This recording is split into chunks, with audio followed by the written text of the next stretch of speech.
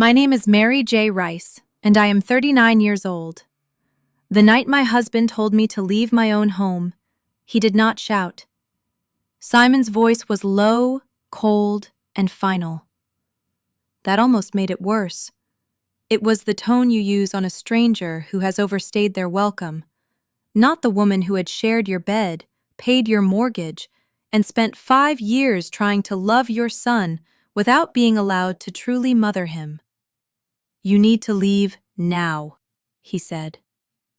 He stood in the doorway of our living room, his body blocking the hallway that led to our bedroom, to my clothes, to the framed vacation pictures, to the life I had foolishly believed was mine, too. Behind him, half hidden near the kitchen, was Jake, his 14-year-old son. My stepson in every way except the one that mattered to them. His face was red and blotchy. His breathing came in shaky little bursts. But one eye, the one not buried against his father's sleeve, was perfectly dry. And beneath the performance, for one brief second, I saw it. Triumph. 3 hours earlier, I had still been trying. That was all I ever did with Jake. Try. We were at the mall, the three of us, a painfully constructed picture of family unity. Simon had insisted. "He needs positive memories with you, Mary, not just you nagging him about homework and chores." So I paid for overpriced smoothies, pretended interest in neon-lit stores full of graphic t-shirts I did not understand, and watched Jake trail behind us in a hoodie, surgically attached to his phone. When we passed the electronics store, I saw the PlayStation display flashing in the window. "Look, Jake," I said, stopping. "That's the one, right? The one you've been talking about?" He barely glanced up. "Yeah," Simon squeezed my arm. "It's expensive. Maybe for his birthday if his grades come up." I saw an opening, a peace offering. "Tell you what, bud, you pull that history grade up to a B by midterm, and we can talk about making it a birthday achievement combo present, a reward for the effort." Finally, Jake looked at me. The disdain in his face felt older than 14. "So it's a bribe." "Jake," Simon said, but weakly, more reflex than correction. Then he turned to me with that placating smile I had grown to hate. "He doesn't mean it like that. He's just passionate about his games." I swallowed the familiar frustration. This was the dance. Jake would be rude. I would respond calmly. Simon would soften the edges of his behavior until somehow my expectation of basic respect became the real problem. I met Simon when Jake was 9. Jake's biological mother had drifted in and out of his life like bad weather, sending gifts when she remembered and excuses when she did not. I thought I was stepping into a broken space and helping build something stable. I paid toward the house we moved into together because it was in a better school district for Jake. I drove him to soccer until he quit.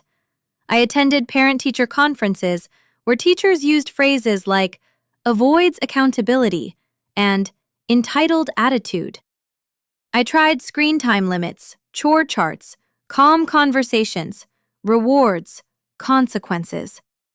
Simon would uphold them for a day, then fold when Jake sulked. "He's had a hard time," Simon would whisper in bed. "He needs to feel secure." I wanted him secure. I just also wanted him not to treat me like furniture that paid bills.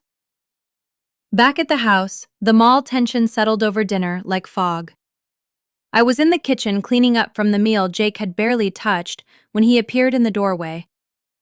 "I need the PlayStation," he said. "Not for my birthday. Now."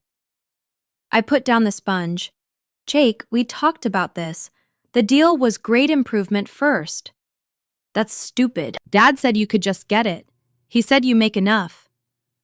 A small knife twisted under my ribs. Had Simon said that? Undermining me again so he could be the soft parent while I became the wall? "It's not just about money," I said. "It's about follow-through. You don't follow through on chores, homework, or commitments. Why should I follow through on a major gift with no effort from you?" His face darkened. "You're not my real mom. You can't tell me what to do. Old weapon, familiar wound, still sharp. I'm the mother figure who is here, I said, my voice tight. And in this house, we earn things. The answer is no. He stared at me with a hatred that seemed too practiced for a child. You'll be sorry, he hissed, low enough that Simon in the living room would not hear. I dismissed it as teenage melodrama. Go finish your homework. He stormed upstairs, his door slammed. I finished the dishes, hands shaking slightly with frustration. 20 minutes later, a thunderous crash came from upstairs, the sound of a body hitting a wall, then glass shattering. Simon's show went silent. We both ran. In the hallway outside Jake's room, Jake was on the floor, back against the wall, cradling his arm. A framed beach photo lay shattered beside him. He was sobbing, huge, convincing sobs. What happened? Simon shouted. Jake looked up, pointed directly at me, and said, She shoved me. I said she wasn't my real mom, and she lost it. She threw me into the wall. The world narrowed. Simon? I said, strangely calm. I was downstairs. I just got here. I did not touch him. Simon did not even look at me. He dropped beside Jake, stroking his hair. My son does not lie about something like this, he said. Everyone lies about something, I answered, especially a kid who just got told no. Wrong words, true words, but wrong. Simon turned toward me with eyes like stone. I knew you resented him. That is not true. You need to leave, he said. I stared at him. You are choosing not to hear me. There is nothing to hear. And just like that, I had been tried, convicted, and exiled in less than 60 seconds. I packed a duffel with outrage. Clothes, laptop, toiletries. 5 years reduced to one black bag. At the door, I placed my house key on the entry table. You should put ice on that, I said, nodding toward Jake's arm. Then I walked out. The latch clicked behind me, soft as a verdict. I sat in my car in the driveway for 10 full minutes, not crying, not pounding the steering wheel, just breathing in small, controlled pieces, like my body had forgotten how to do it without instructions. The house looked exactly the same from the outside. Warm light glowed from the living room window. The porch plants I had watered that morning leaned slightly in the evening air.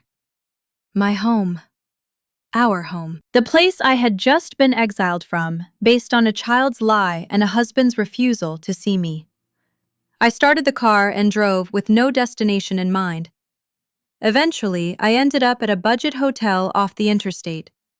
The kind with tired carpet, flickering hallway lights, and a lobby coffee machine that looked older than me. The room smelled like stale cigarettes under industrial cleaner. I dropped my duffel on the floor, sat on the edge of the stiff bed, and stared at a beige wall until the pattern in the paint started looking like a map of nowhere.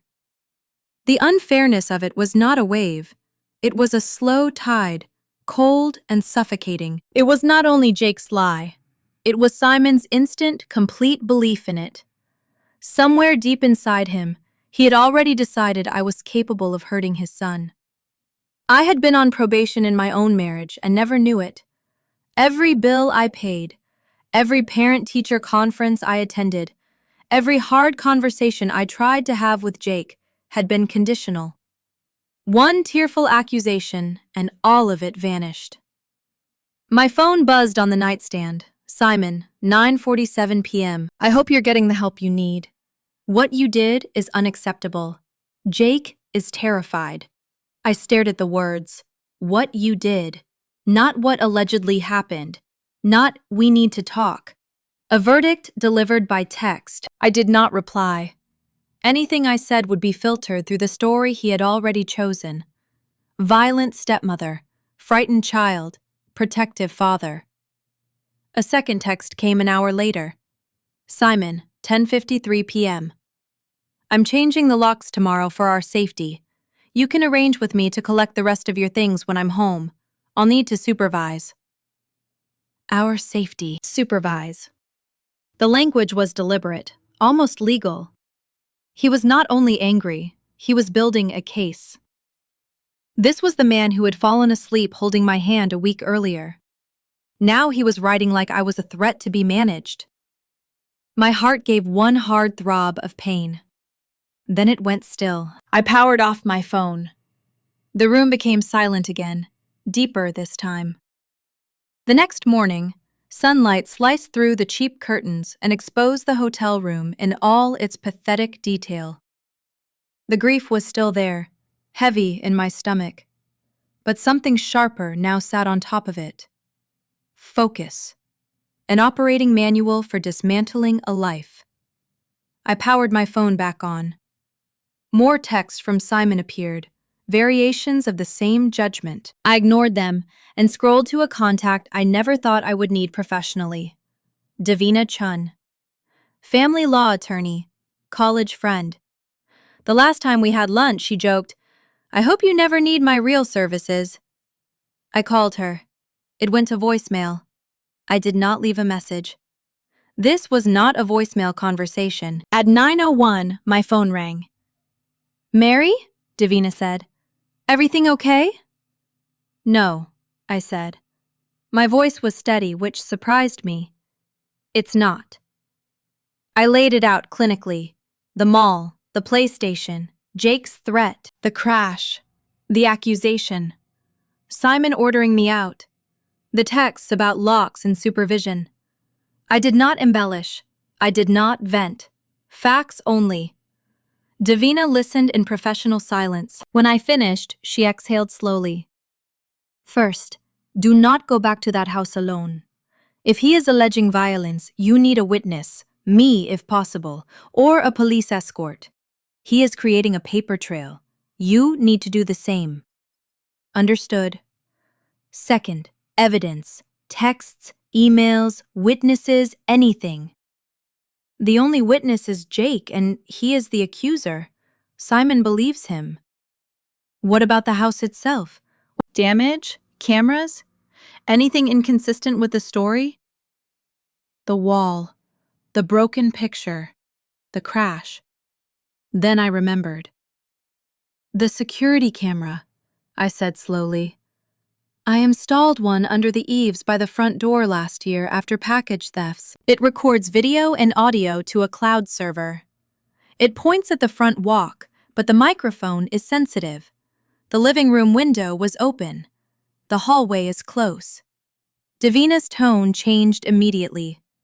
"Does it cover where this happened?" "No, but it might have caught the sound." "Mary, listen carefully. Do not tell Simon about that camera. Do not mention it. Access the footage. Save it in at least 3 separate places: cloud, external drive, laptop. Then call me back. Do it now." I drove to a public library because the hotel Wi-Fi felt too flimsy for the most important file of my life.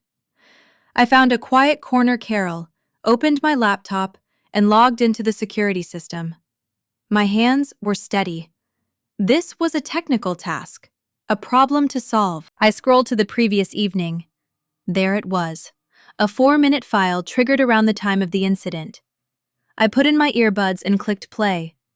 The video showed the empty front walk, porch lights spilling across the path. At first, just neighborhood noise, a car passing, distant television through the open window. Then my voice, muffled but clear. "In this house, we earn things. The answer is no." A pause. Jake's voice, low and venomous. "You'll be sorry." A door slammed. Minutes passed. Dishes clinked faintly. The TV murmured. Then the crash. The thud made me flinch, even through earbuds. Glass shattered. Simon shouted, "What happened?" Then Jake's voice changed into a performance of pain and fear. "She shoved me. I said she wasn't my real mom, and she lost it." My own voice followed. "Simon, I was downstairs. I just got here. I did not touch him." The argument continued exactly as I remembered. Simon's cold certainty, my desperation, his final order. Get out. Then the sound of me packing, the door closing, a long silence, then Simon's voice, softer now. It's okay, buddy. She's gone. You're safe. Jake's voice came next. No tears, flat, petulant. My arm doesn't even hurt that bad. Can I still get the PlayStation? A pause. Then Simon sighed. Not horror, not anger. A tired, almost amused sigh. We'll see, honey. Let's just get through this first. I stopped the recording. The library hummed around me. Someone coughed nearby. A printer beeped. The world continued normally, while my marriage finished dying on my screen. I downloaded the file. Laptop, USB, private cloud folder. I labeled everything carefully. Then I called Davina. I have it, I said. All of it. Davina was quiet for a moment after I told her what was on the recording. Not the kind of quiet that means someone does not believe you. The other kind. The kind that happens when a lawyer hears a door unlock. Mary, she said carefully, that is not just evidence. That is the whole structure coming down. I sat in the library carrel with the USB drive still warm in my palm, my laptop open, the little waveform of the audio file frozen on the screen like a heartbeat that had stopped. It has Jake's threat, I said. The crash, the accusation, my denial, Simon telling me to leave. Then, after I'm gone, Jake says his arm does not even hurt that bad and asks if he can still get the PlayStation. And Simon? He sighs. He says, we'll see, honey. Let's just get through this first. Davina exhaled through her nose, so he knew. Maybe not before the accusation, but afterward. He had enough to question it, and he chose not to. That sentence hit harder than I expected. I had already known it, but hearing someone else say it made the shape of the betrayal more solid. Simon had not been fooled completely. He had been given a chance to doubt the lie, and instead of reaching for me, he reached for the story that made me disposable. What do I do now? I asked. You do exactly what I tell you. Do not send him the file. Do not confront Jake. Do not post anything. Do not tell mutual friends. You let them keep talking. Why? Because people who think they have control get sloppy. If Simon is building a narrative that you are dangerous, let him build it while we quietly collect proof that he is acting in bad faith. Every text, every accusation, every demand for supervised access to your belongings becomes part of the pattern. I looked out the library window. A woman pushed a stroller along the sidewalk. 2 students laughed near a bike rack. The world outside had no idea my marriage had just become evidence. I want out, I said. Completely, cleanly, quickly.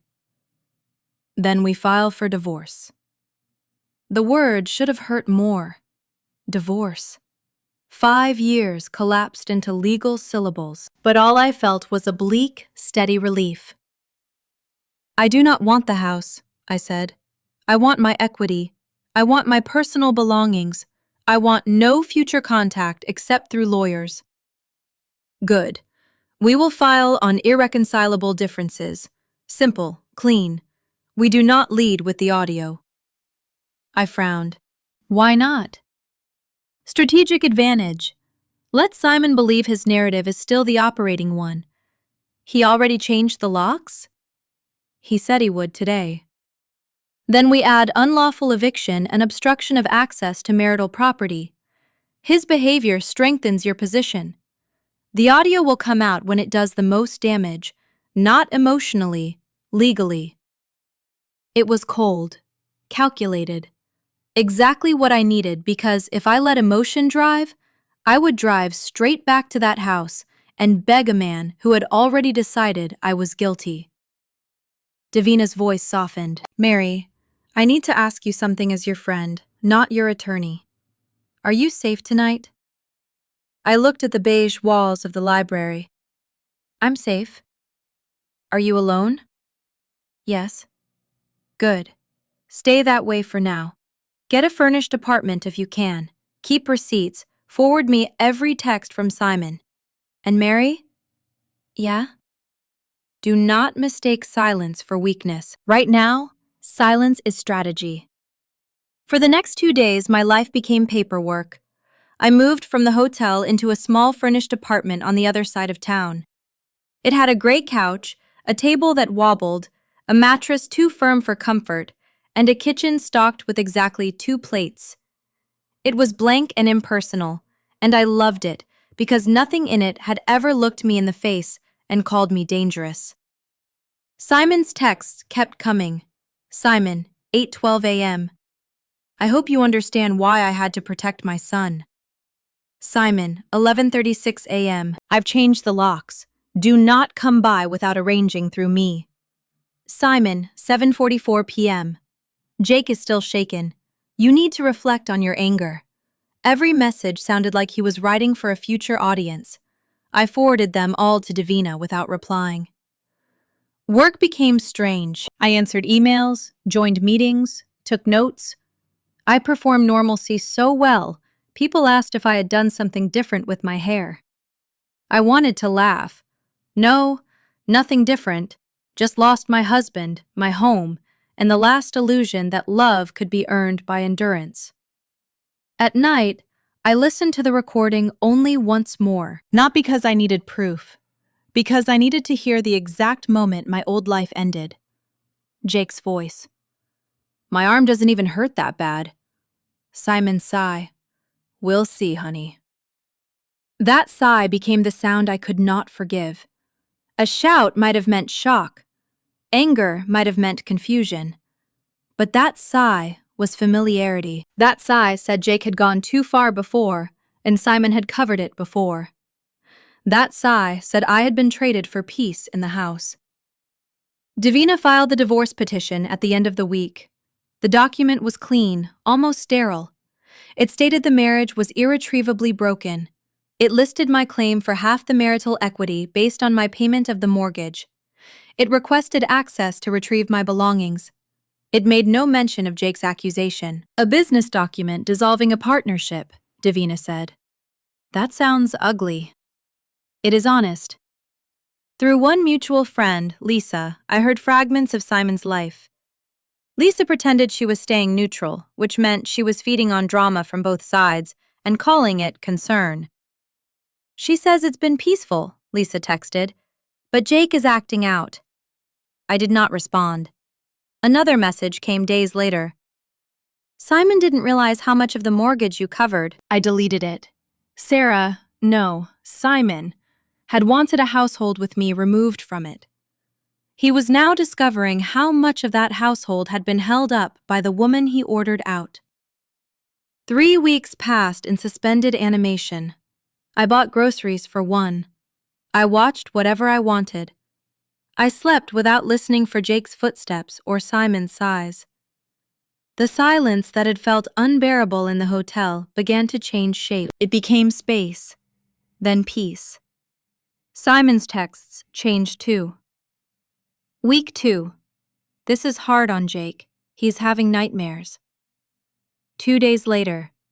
We need to talk about moving forward. This cannot go on forever. Week 3. I am willing to consider family counseling, for Jake's sake. Each message was a fishing line. He was testing whether I was broken enough to bite. I did not. Then Davina called. The papers are ready. He will get notice that a petition has been filed, but he has not been served physically yet. What is my move? She already knew. I could hear it in her pause. He told me I could arrange a time to get my things when he could supervise, I said. I think I will take him up on that. You want to hand him the papers yourself? I want him to ask if I learned my lesson, I said. Then I want him to learn his. Davina told me not to touch the house yet, not the rest of my clothes, not the books on the office shelf, not the tools in the garage, Not even the framed photos I already knew I would never hang anywhere again. Let him believe he controls access, she said. The more he writes down, the better. So I stayed away. That was harder than I expected. Not because I missed the house exactly, but because exile does something strange to the mind. You start remembering ordinary things with unreasonable tenderness. The mug you always used, the drawer that stuck, the little scratch on the kitchen table from when Jake dragged a science project across it, and I fixed the mark before Simon saw. I moved into a small furnished apartment across town. It was blank and impersonal. Gray couch, wobbly kitchen table, 2 plates, 4 forks, 1 lamp that buzzed faintly if left on too long. I liked it because nothing there carried history. Nothing had ever watched me lose an argument. Nothing had ever been used as evidence that I was too strict or not maternal enough or trying too hard. For the first few nights, the quiet was not peaceful. It was enormous. I kept waking up at 2 or 3 in the morning, expecting to hear Jake's door slam or Simon sigh loudly in bed because I had asked his son to do homework before gaming. Instead, there was only the hum of the refrigerator and traffic moving faintly beyond the windows. The absence of tension felt so unfamiliar that my body mistook it for danger. I went to work. I answered emails. I spoke in meetings. I smiled when people asked if I was okay, because the alternative was telling them I had been thrown out of my marriage by a lie and was currently waiting for legal strategy to rip that lie open. No one wants that answer near the coffee machine. Simon's texts evolved. The first week, they were still accusatory. Jake is not sleeping. I hope you understand what your anger has done. I showed these to Davina, and she sent back the same response every time. Do not reply. By the second week, the tone shifted. This is hard on Jake. He misses routine. The mortgage is due soon, and we need to discuss practical things. Practical things. That meant money. That meant he had opened the banking app and realized the household he had defended from me was mostly paid for by me. I still did not reply. Lisa, a mutual friend who loved drama but called it checking in, started sending updates I had not asked for. Simon says the house feels peaceful, but Jake is acting out. Simon says he did not realize how much you handled. Simon says maybe everyone needs counseling. I deleted every message. Lisa was not a messenger. She was a window cracked open for smoke to come in. The third week, Simon softened more. I am willing to consider family counseling for Jake's sake. We need to talk about moving forward. This cannot go on forever. Each message was a fishing line. He wanted to know whether I was broken enough to bite, whether 3 weeks away from my home had taught me obedience, whether the woman he accused had become small enough to fit back into his story. I bought groceries for one. I cooked simple meals. I watched documentaries Simon would have called boring. I slept through a whole night for the first time in months and woke with tears in my eyes because my body had finally believed no one was going to punish me for resting. The silence became less like emptiness and more like space. Davina called near the end of week 3. The divorce papers are ready, she said. The petition has been filed. Simon will get notice from the court soon, but he has not been served physically yet. What happens next? We serve him, or we arrange a controlled exchange for your belongings and have him served then. I looked around the apartment. The gray couch, the wobbly table, the manila envelope Davina had delivered the day before, lying on the counter like a sealed ending. He told me I could arrange a time to get my things when he could supervise, I said. Davina was quiet. You want to take him up on that? Yes. Mary, we can serve him without you being there. I know.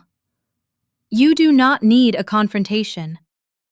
I do not want a confrontation, I said. I want the moment he believes he is about to hear an apology to become the moment he realizes the story is over. Davina exhaled. Then record the interaction. Phone in your pocket. Say nothing until the papers are in his hand. Let him speak first. I understand. The text came at 4:37 p.m. on a Tuesday, exactly 3 weeks and 1 day after he told me to leave. Simon, we need to talk. Come by the house tomorrow at 6. No question mark. No please. A summons from the throne of his presumed righteousness. I looked at it and felt a faint, cold smile touch my mouth. He had held out as long as he could. The mortgage, Jake, the work of parenting without me there to absorb the daily friction. All of it must have been sinking in. Now he was ready to dictate the terms of my surrender. I did not reply. The next evening, I dressed carefully. Charcoal slacks, navy sweater, boots polished but not flashy. Clothes of a woman who was not coming home, only closing an account. I placed my phone in my coat pocket, recording. I picked up the manila envelope. It felt light in my hand, a feather holding the weight of 5 years. At 5:58 p.m., I stood on the front step of my former home. The porch light was on. The lawn was slightly overgrown. A garbage bag sagged by the curb, missed on collection day.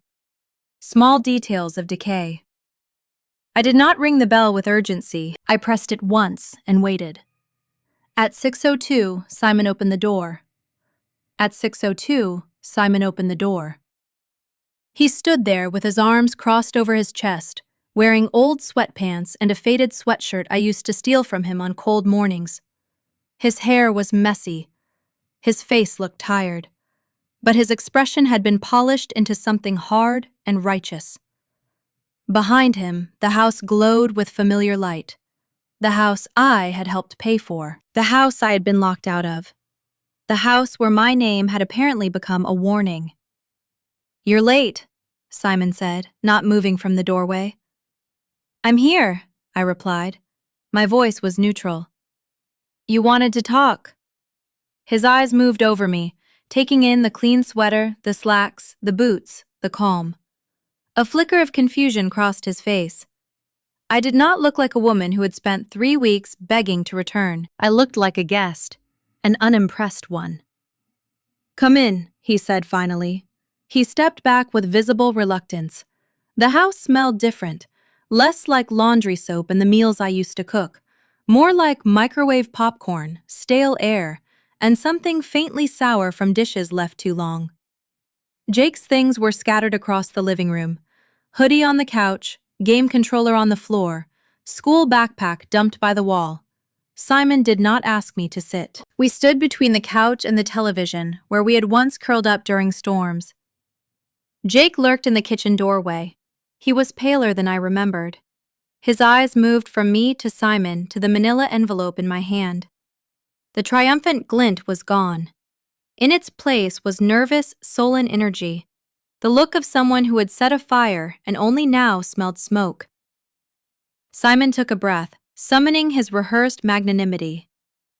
"I hope these weeks have given you time to think," he began, his tone like a headmaster addressing a difficult student, "to think about your anger and what it almost cost you."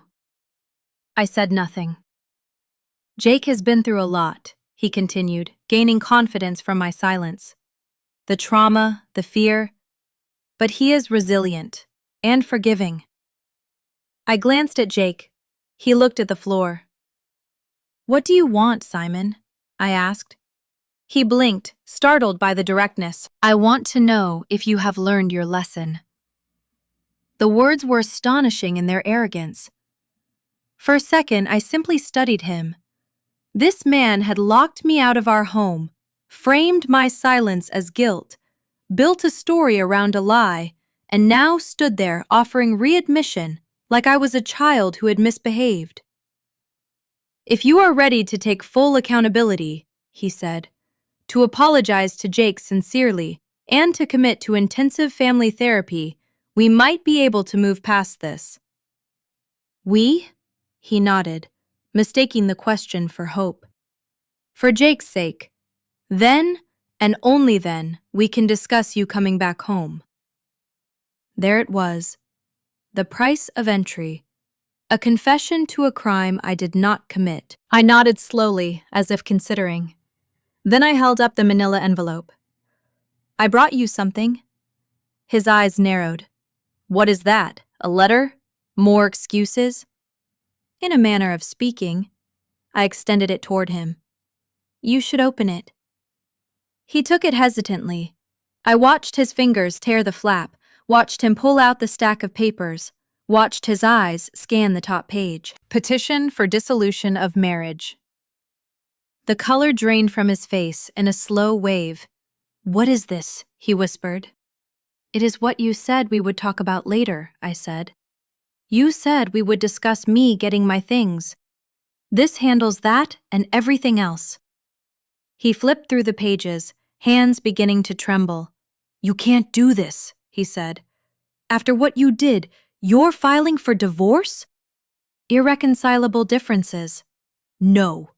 His composure cracked. No, you do not get to play the victim here. You are the one who… He stopped, glancing at Jake. Who what? I asked quietly. Who hurt your son? Simon stared at me. His mouth opened and closed. The script was gone. This was not in the playbook. You are sick, he hissed. You are trying to punish us for holding you accountable. Turn to the last page, I said. Confused and furious, he did. He saw the note, the private link, the password. What is this? The relevant evidence, I said. Audio from the security camera under the front eaves. You remember. I installed it after someone stole your package from the porch. His face went from pale to ashen. His eyes shot toward the front window, then back to me. Jake made a small choking sound from the kitchen. It has a very sensitive microphone, I continued. It picked up the argument, Jake's threat, the crash, the accusation, my denial, your decision, and the conversation you had with him after I left. I paused. The one where he said his arm did not hurt that bad, and asked if he could still get the PlayStation. The paper slipped from Simon's fingers. They scattered across the floor. Jake's voice cracked. Dad, she's lying. She's bluffing. But Simon was not looking at Jake. He was looking at me as if seeing me for the first time. Not as the violent stepmother in his convenient story, not as the disposable outsider, as the woman he had betrayed with absolute certainty, now standing in front of him armed with truth.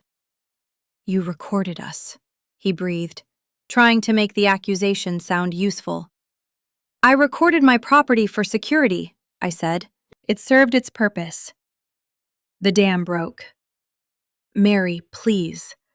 Simon stepped toward me, hands raised in a pleading gesture. You have to understand. He is just a boy. He was scared. He did not know what he was doing.